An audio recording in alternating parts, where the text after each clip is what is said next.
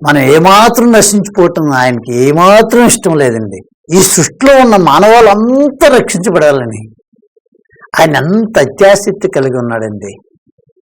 నా బిడ్డలు ఎవరు అవును నిజమే ప్రియులారా, మనం ఎవరైనా నశించిపోవటం, మన పిల్లలు మన కళ్ళేటిని నశించిపోతే, నేను చాలాసార్లు చనిపోయిన దగ్గర పిల్లల దగ్గరికి వెళ్ళేటప్పుడు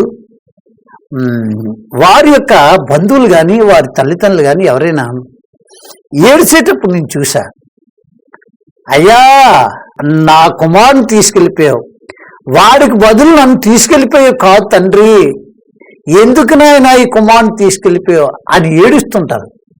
అవును, ప్రభు యేసుక్రీస్తు మనందరి కోసం, మన ఎవ్వరూ నశించిపోవడానికి ఇష్టం లేక ఆయన ఈ లోకానికి వచ్చి మనందరి కోసం రక్తతర్పణ చేసి ప్రాణార్పణ చేశాడు, మన ప్రాణాలు రక్షించాడు.